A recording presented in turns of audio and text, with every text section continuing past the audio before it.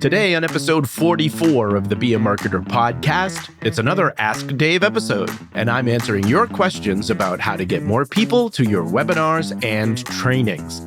This is the Be a Marketer podcast.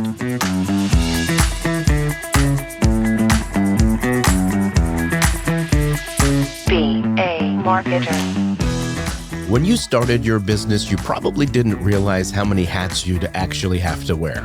All of a sudden, you have to be an owner, you have to be a boss, you have to be the person making sure all the things go, all while making sure you're getting new customers to keep things going. And that means you also have to be a marketer.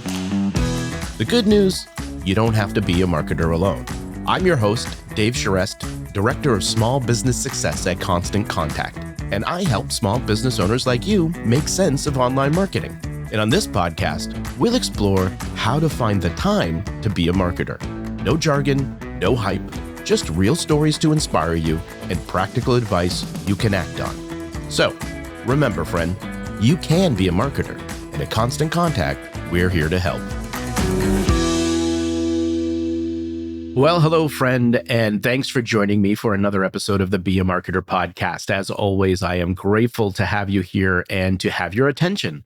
And today we have a question from John, and he is an educational technologist at a higher education facility. So I want you to think a college campus where he supports training faculty and staff on the technology used to better educate students. So here's John's question. How can I engage faculty to come to higher education, instructional technology, webinars, and trainings? John, thanks so much for the question. Now, this question hits home with me on a couple of levels. One, I host webinars all the time. And secondly, my wife is in higher education, and she participates in many of these trainings that you're talking about. So I can appreciate what it takes to create and promote great webinars. And I also understand the challenge of trying to engage people that, well, may not be interested.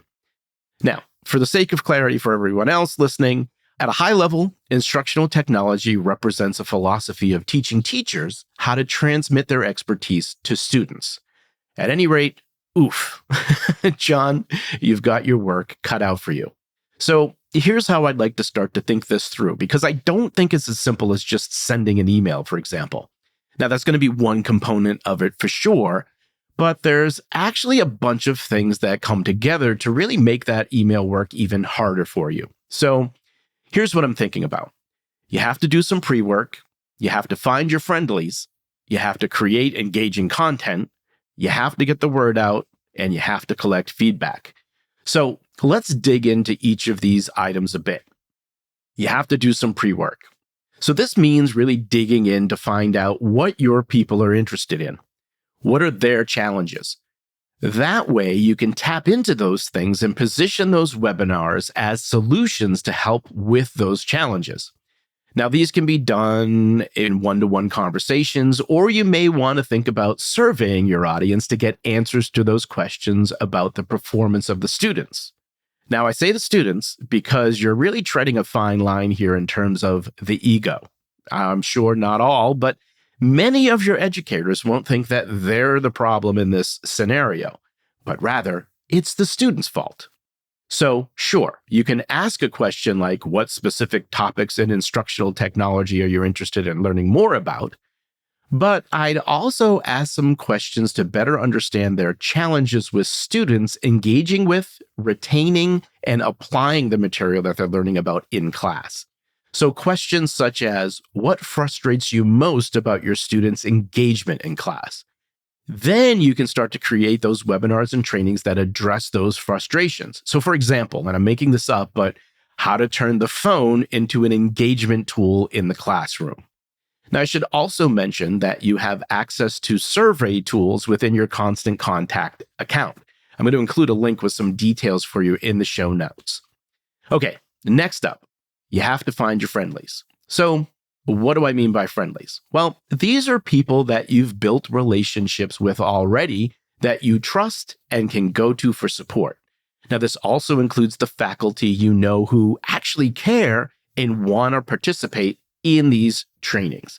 Now, these people can be a great resource for feedback on your webinar ideas and get more people involved with your programs. So don't go it alone. Involve these friendlies as much as possible. It's really going to make a difference. Next, you have to create engaging content. Now, this sounds like a no-brainer, but most webinars and trainings are boring. Sorry, it's true. So you have to ask yourself, how can I present this content in an engaging way? Now, we can also get a little bit meta here since we're talking about instructional technology. So I would employ the same tactics and strategies you want to teach faculty to use in their classes. All right. Also, don't forget, you have to get the word out. So think about what are all the ways you can make people aware of your webinar. Think about spreading the word one-on-one, giving your friendlies the details so they can do the same, and also make a list of the internal channels that make sense to include the details.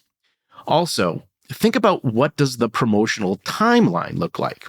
So now we typically play with a 2 to 3 week window here when we're thinking about promoting a webinar at Constant Contact. This gives us multiple opportunities to make sure that people see and act on the information by actually registering for the webinar. So let's use email as an example. So a simple way to think about this would be to have an announcement of the webinar, a reminder about it, and then also you give people a last chance to register. So this 3 email series is helpful because the reality is people are thinking about their own stuff more than yours. So even if it's something that they want to do, they can get distracted and not act. So this gives them multiple opportunities. One other thing in regards to future webinars, if you know your webinar schedule and can provide registration details for the next session during the current session, do share it. You're going to get some signups for that right away, particularly if they enjoyed your event or find value in it. So lastly, remember this, you have to collect feedback. This way, you can get a sense of how people are responding to what you're doing. So if possible, I like to collect feedback or capture that feedback as people are leaving the webinar. If not, a follow-up email after the event can work too. Now, I like to keep it simple with a max of 3 questions. Number 1, what would you rate your experience with today's webinar content? Then you can allow people to rate the webinar content on a scale of 1 to 5. Number 2, please share the reason for your response in the previous question. Now, this should be a short answer, write-in response. Then you'll start to hear the words people are using and what they actually think about the content. And 3, are there other topics you'd like to see covered in future webinars? Now, this is also a short answer, write-in response that gives you some ideas for things you might want to think about covering in the future. Now, these questions give you good feedback and, like I said, things to consider for the future. And you can use the good feedback in the form of anonymous quotes to help promote your future webinars, because you can say, hey, look, other people are enjoying this as well. You will too, right? So now I want to give you a little warning here about feedback. Sometimes, in addition to being helpful, it can also be contradictory, hurtful, and sometimes unrelated. Now, I mention this just so you can prepare yourself and also know that you'll learn to recognize what's useful and what you can actually ignore. Okay, so let's recap what we've learned here today about engaging faculty to come to higher educational, instructional technology, webinars, and trainings. And I just want to say the same applies for any type of webinar, training, or event that you might be wanting to send people to or get people to register for. So you want to do some pre-work so you understand the needs and frustrations of your audience. You want to find your friendlies. These are the people that you trust and can go to for feedback. You want to create engaging content that is going to keep the audience's attention. You'll want to get the word out by finding the right professional timeline and channels to make people aware of the events. And then lastly, you'll want to collect feedback to make improvements and promote future events. Well, John, I hope that helps, and thanks for sending in your question. Listener, did you know that you can manage and promote events directly from your Constant Contact account? Did you also know that you can create surveys just as easily as you can create emails? Well, you can. Hooray! I'll include links with more information for you in the show notes. Well, friend, do you have a marketing question for me? I'd love to hear it. If you're a Constant Contact customer, you can head right on over to the Constant Contact community to post your question for an upcoming Ask Dave episode. And you guessed it, I'll include a link for you in the show notes. I hope you enjoyed this episode of the Be a Marketer podcast. If you have questions or feedback, I'd love to hear from you. You can email me directly at dave.charest@constantcontact.com. If you did enjoy today's episode, please take a moment to leave us a review. Your honest feedback will help other small business marketers like yourself find the show. Well, friend, I hope you enjoy the rest of your day and continued success to you and your business.